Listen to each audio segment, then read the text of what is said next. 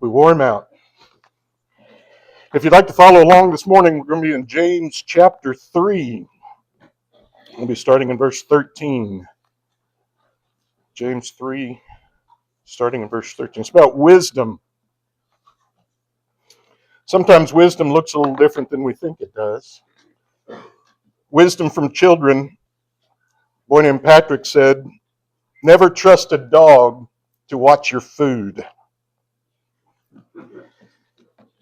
The boy named Michael said, "When your dad is mad and asks you, 'Do I look stupid?' don't answer him." One said, "Never tell your mom her diet's not working." That's a big one. Naomi said, "If you want a kitten, start out by asking for a horse." Sounds a lot better. Lauren said, "Permanent markers are not good to use as lipstick." Joel said, "Don't pick on your sister while she's holding a baseball bat." Eileen said, "Never try to baptize a cat." So wisdom looks different, I guess, depending upon who's dispensing it and who is hearing it. But coming from James, this is a pretty interesting thing. James is the brother of Jesus. Yet we are told that while Jesus was living, his brothers didn't believe in him. In Mark 3, 20 through 21, it says, Then Jesus entered a house, and again a crowd gathered, so that he and his disciples were not even able to eat. When his family heard about this, they went to take charge of him, for they said, 'He is out of his mind.'" Well, they think here that he's losing it. In John 7, 3 through 5, it said, "So his brothers said to him, 'Move on from here and go into Judea, so that your disciples also may see your works, which you are doing. For no one does anything in secret while he himself is striving to be known publicly. If you are doing these things, show yourself to the world.' For not even his brothers believed in him."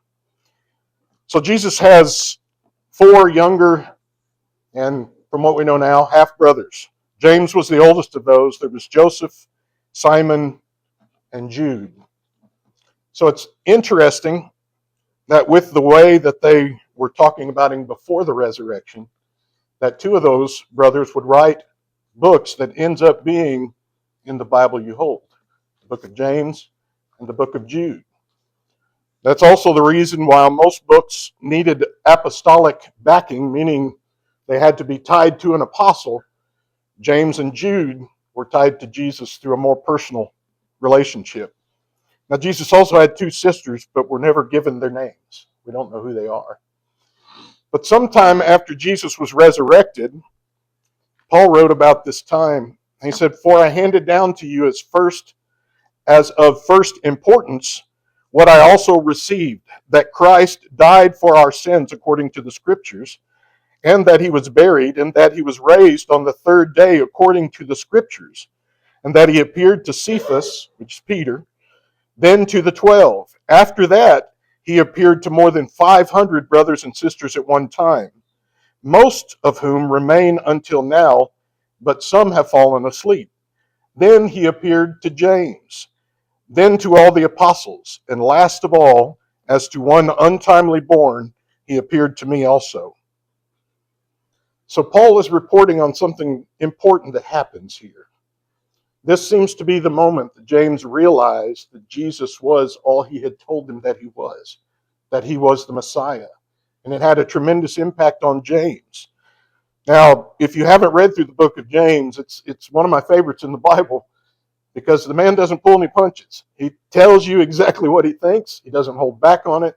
He says, "This is the way it is. If you don't like it, I don't really care." That's hard to do because we always try to be nice about it. He doesn't worry about that. He just says, here it is. And so once James had met with Jesus, his life turns around completely. James becomes one of the key leaders of the church in Jerusalem. In Acts 15, when Paul brings before the elders in Jerusalem the problem of how much of the Jewish things should they adopt to be a Christian, it was James that was the one that was in charge of that meeting. Matter of fact, he ends up becoming the first bishop of the church of Jerusalem. Now, he was called James the Just or James the Righteous because of his strict belief in the law and in righteousness. But he was also called Old Camel Knees. This is a true story. He spent so much time on his knees in prayer that the skin on his knees turned into big calluses. And that's how much time he spent praying, which I think is really neat, because here's a brother still talking to his brother every day, and obviously multiple times a day. He was very well beloved in the church.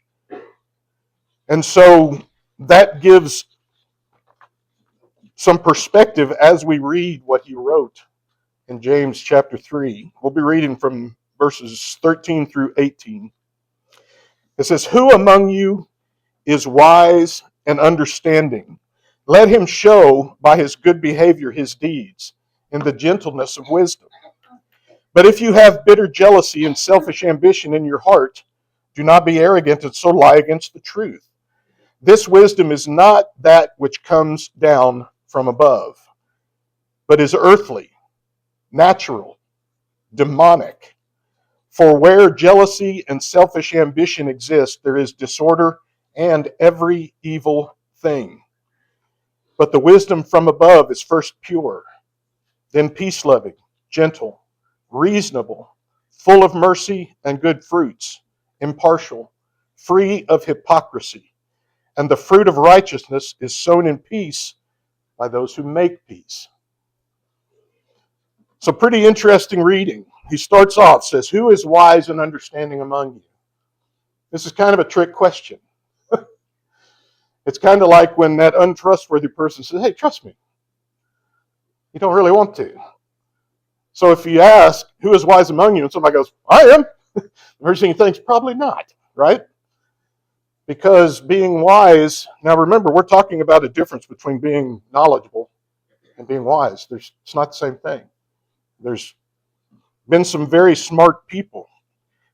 Ted Kaczynski, you may have heard the name, was extremely intelligent, taught at the top level of universities. I think it was Princeton, but I'd have to go back and look. Ended up becoming the Unabomber. So his intelligence never gave him wisdom. So there's a difference between knowledge and wisdom.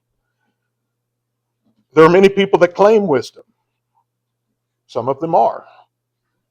Some of them are not. And so James is saying, how do we tell the difference? There was one big event that happened in my life that made me realize that every adult that came into my life wasn't always telling me the truth. It was actually a sixth grade physical science teacher. We were in his class one week, and he mentioned he doesn't drink Coca-Cola. He said Coca-Cola can eat through a nail. And he gave a certain amount of time. It's been too long now. I don't remember how much the time was. But I went home that night, took a nail, and put it in a little glass jar.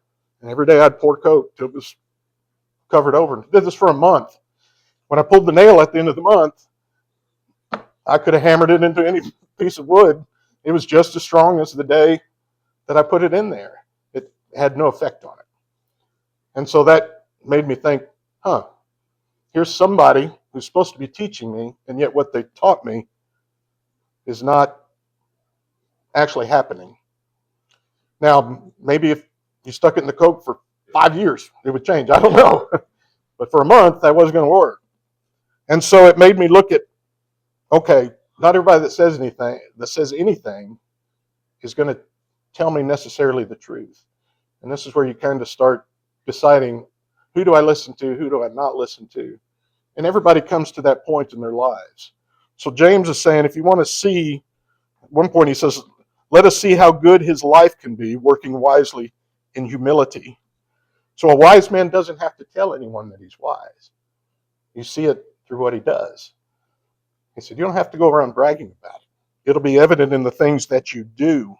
He shows it how he lives, how humble he is. You can't argue or assert yourself into wisdom. You can't convince somebody else that you're wise just through what you say. He's saying, you got to show me if you want me to believe that you are wise. Now, wisdom can be shown. That is one thing that you can show other people. Well, there is a compassionate person. There is a wise person. There is someone who lives the Bible that he reads, right? But if we're going to be wise as God is wise, that means it's stripped of all pride, of arrogance, or for self-attention. All that's gone. Jesus said in Matthew 11:28-30, "Come to me, all you who are weary and heavy laden, and I will give you rest. Take my yoke upon you and learn from me, for I am gentle and humble in heart, and you shall find rest for your souls. For my yoke is easy and my burden is light." So he's telling us already, if you want to be like Christ, you got to be humble. That's hard because when we feel that we have something, we want to share it. We want to tell other people. Say, look, I know this. Doesn't that make me wise? James said, don't tell me, show me. Then he gives us an example of what wisdom is not. He starts off in verse 14 by saying, if you have bitter jealousy and selfish ambition in your heart. Now, the word selfish ambition is translated from a Greek word, arathia, which actually means rivalry or strife, factious. It means I want to be better than you. I am in a different class than you are. I am wiser than you. That's the kind of bitter jealousy he's talking about. And this particular Greek word is only used twice or in two ways in the New Testament. The first one is for a worker who only wants the money. And the second one is anyone who resorts to evil to get their own way. This is kind of a combination of the two of them. Somebody that wants the reward, but wants it for their own reason. Why? Because jealousy and envy both lead to splits. They lead to disruptions. They lead to arguments wherever they appear. But here's the thing. Since it does us no good to tell people if we have wisdom or not, then a lot that we don't see is happening within the character of a person. So we don't know if the wisdom they have is godly wisdom or worldly wisdom. That's where your behavior comes in. Because if you don't have godly wisdom, eventually it'll show in how you act. Eventually somebody will see that you're not living the way that God has asked us to live. Any type of wisdom that tries to cut down or exclude other people, anytime we try to make ourselves feel bigger, if you think honestly about a lot of the church splits that you've heard about, and even some that I've been involved in my life, it almost always comes down to one person wanting their way or their will above everybody else. And that's the heart of what ends up causing this giant thing. You can't be both wise and selfishly arrogant. They're mutually exclusive. If you say you're wise and then you act arrogantly, it says here, do not be arrogant and so lie against the truth. I actually like the way the NIV says this. Do not boast about it or deny the truth. If I try to convince you that I'm wise and I'm not, I am lying to you. That's where he says you're lying to the truth. If your wisdom ends up in strife, splits, factions, cliques, you're lying to yourself, you're lying to other people, and you're trying to lie to God. Not going to do you any good. He goes on in verse 15, still talking about what wisdom is not. He said, this wisdom is not that which comes down from above. So wisdom that involves bitterness, jealousy, envy, and selfishness never came from God. He did not send that wisdom. And if you think about it, it's not wisdom at all. Now again, remember, we're talking about the difference between knowledge and wisdom. I'm going to keep reminding you of that. It's going to come up a little bit later. There is a difference between somebody who just is smart and somebody who's actually wise. Because a person can be knowledgeable, but not be wise, right? He says, but it is earthly, natural, and demonic. So they got the word earthly from the Greek word epigeos. This literally means from the earth, not from heaven. Completely from the earth. Then the word natural comes from the Greek word psyche, which means of the soul or sensual. So from the soul of man, not from the Spirit of God. And the word demonic is a big one. Dahimaniodes. Dahimaniodes. Big word that means of the devil. So it's unspiritual, satanic in origin. So he's saying anybody that has the earthly wisdom is completely opposite from the wisdom of God. So is he saying they're all demon worshipers? No. He is saying if you do not have God's wisdom, you have the wisdom of the earth, you might as well be in with Satan. That's how far off you are from the wisdom of God. In 1 Corinthians 3:19, Paul writes, "For the wisdom of this world is foolishness to God." So we already know what God feels about the wisdom of the earth. And so James is in essence saying, when you have this wisdom of the earth, it's full of malice and ambition, egotism, malevolence, pride. It's the doctrine of demons. He is saying those who are earthly are of the earth. Those who are natural are influenced by the base desires of the flesh. Those who are demonic are of the nature of demons. Again, where is the wisdom in this? It's not there. Verse 16, this is the last of the ones where he says what wisdom is not. Where jealousy and selfish ambition exist, there is disorder and every evil thing. Paul wrote in 1 Corinthians 14, "For God is not a God of confusion, but a God of peace." Where godly wisdom is absent is where we see strife and confusion. And there's some reasons for this that we're going to get into in just a minute.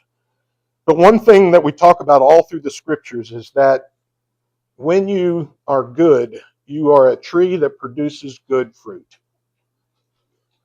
But the other side of that is true as well.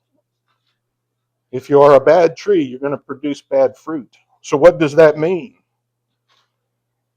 It means if the fruit that you produces ends in situations that's constantly overshadowed by strife, by arguments, by hurt feelings, by arrogance, pride, malice, you have a bad tree. You have a bad tree. You're not producing fruit that's worth eating. You're producing fruit that is vile, poisonous, of Satan. And this is where I love how James speaks. Because he's saying, look, if you don't have the wisdom of God, you've got it of Satan. That's your only two choices in life. You got God's wisdom or you don't.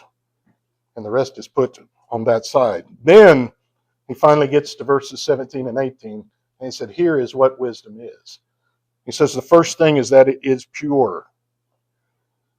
So true wisdom is free from any ulterior motives. There's no trying to hide a secondary idea. There's no trying to have false humility with it. It's completely transparent. Pure wisdom is that which is meant to see God, to show God.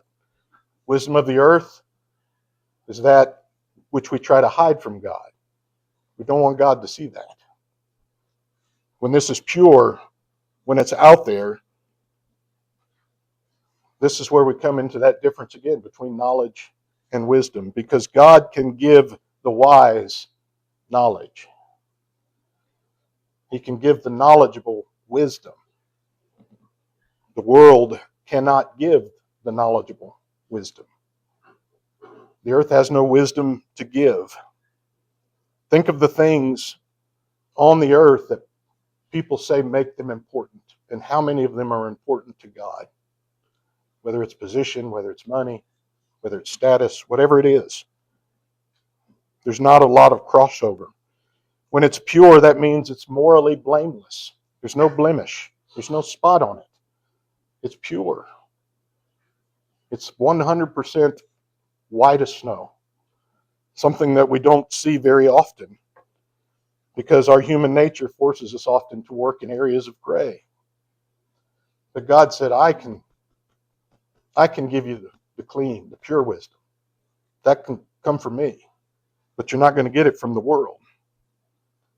God's wisdom is so pure that it's unable to produce anything that might be evil, that may even be used evilly. That's how pure the wisdom of God is. He says, then it's peace-loving, gentle, reasonable, full of mercy. Now, this is actually a very neat thing that happens in the Bible. James writes this in Greek, and he uses two alliterations back to back. First, he uses words that begin with an EH sound, that S sound. That's arene, epiekes, pathos, euleus, and that's peace, gentleness, reasonable, merciful. And then he switches to two words that begin with an AH sound, adiakritos, and empokritos, impartial, without hypocrisy. And there's a reason that he uses this alliteration when you read it in Greek, because it kind of rolls off the tongue as you read it. And what happens when you read something like that? It tends to stick in your mind. So when people were reading his letter in Greek, they were seeing this alliteration, and they were remembering, here is what real wisdom looks like. And so we get it from having to learn the words that he actually says. God's wisdom seeks peace. That means even when things are tense, when somebody's upset with you, when somebody comes and confronts you, it means the wisdom of God is still trying to be peaceful in that situation. He said God's wisdom is gentle. It seeks to guide gently. Now, if you've ever tried to teach a small kid something, you understand how frustrating teaching something can be sometimes, because they have their own way. They think they already know what the solution is. And how do you have to get through them? You got to be patient, and you got to be gentle. Because the harder that you push, often what happens? The more stubborn they get. They're not going to learn it no matter what at that point. And even if someone doesn't understand or they disagree with you, we still are gentle. We teach with that gentleness. Jesus always taught with gentleness. When the rich young ruler came up, Jesus gently told him, if you want to achieve heaven, you got to sell what you own and give it to the poor, because you have a problem with the love of money. And so he handled it gently. It's teaching with a kind consideration. God's wisdom is open to reason. That means if I tell you something and you don't agree, you can come and talk to me about it. And I'm okay with that. That means even if you feel I am 100% wrong, there is that possibility. I may be wrong. I never claim to be 100% right, because I'm still learning every day. But we also have to understand that there's sometimes when we need to listen and sometimes when we need to yield. There's some things that aren't worth arguing over. James is saying, hey, be reasonable. Be open to reason when you speak to somebody, because God's wisdom is also merciful. It says, help those who are in trouble. Here's the catch. Help those who are in trouble even when it's their own fault that they're in trouble. Now, sometimes that's harder. You see somebody doing something, you say, don't come and talk to me about this when this blows up in your face, right? And they come back and say, it blew up my face. James is saying, okay, I'm still going to try to help you because I am merciful, because God has had mercy on me. Mercy always results in producing good fruit, because it means a lesson has been learned and not just excused, not just let go. God's wisdom is not impartial. Some versions say God's wisdom is not undivided. It does not waver and vacillate. It does not go back and forth. It is decisive and it's understanding. God's wisdom is not hypocritical. It never pretends to be what it is not. It always tried to portray what it is. So it doesn't deal in deception. So when I tell you I don't know, compared to I know everything, you can see the difference. I will always tell you I don't know, because there may be something I don't know. I don't have the wisdom of those who wrote the Bible. I don't have as much of the Spirit as they have. I don't have the knowledge of knowing Greek and Hebrew and Aramaic, in my head. I have to look all that up and study to get to those points. I'm okay with that. So if something's wrong, I don't mind at all that you come up and ask me. Let's look at it together. That's how we figure out things as brothers and sisters. Because God's wisdom is always healthy. It's always building up. It's always filling and fulfilling. Sounds like somebody's eating some good fruit, right? Something's healthy. Something's building you up. That it fills you up and it fulfills you inside. It takes away that hunger. It's beautiful to see. It's beautiful in satiating the soul. That's what good fruit does. It sustains others. It provides for the people that are in need. We don't always know what we need. Sometimes we need somebody to help us get through this book. Sometimes we need somebody to help us with food, to help us when somebody dies and we're too broken to make all the plans we need to. There's a million different ways that we need each other, and those are the reasons that the Spirit uses this imagery of fruit, because it helps in so many different ways. He finishes in verse 18 by saying it is sown in peace by those who make peace. That means men and women who are at peace with each other. Men and women who are at peace with God. Men and women who are at peace with themselves. Sometimes the last one is the hardest. Sometimes finding peace within ourselves is the most difficult piece of all, because we're balancing this line between, am I doing enough right things compared to the wrong things? That's where we have to rely on the Spirit of God and say, I'm going to let you handle these things, God, because I'm not to be trusted with them. You have to get me through this. I can't get myself through it. But can you imagine a world where everyone lived a life of love and joy and peace and taking care of each other? Think of how different that world would look than the one we have today. Sounds an awful lot like heaven, doesn't it? I remember what Jesus taught in the Lord's Prayer. He said, your kingdom come, your will be done on earth as it is in heaven. That was the goal.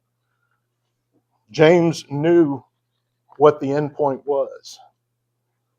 He says, when you have the wisdom of God, you are building God's kingdom here. You are showing what it looks like to be in heaven to the people that are around you. And it's pretty interesting because James was a man who did not believe his brother was the Messiah.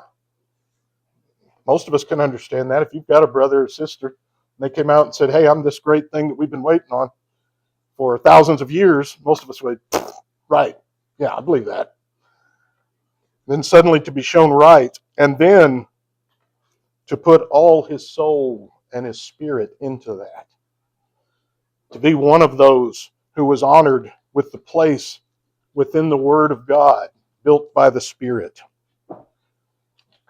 And when it comes to that wisdom, when Jesus was teaching about prayer in Matthew 6, he said, don't pray like the hypocrites.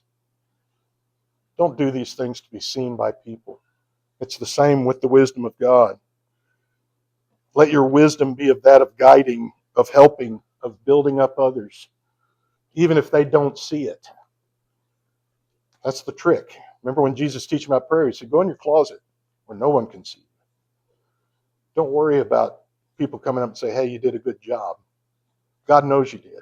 When you do the right thing, he knows it. And he is waiting for you. And you're securing treasure somewhere that is not here on this earth. So at this time of the service, we always have an invitation. This is a chance to publicly say, I messed up and I want to do different.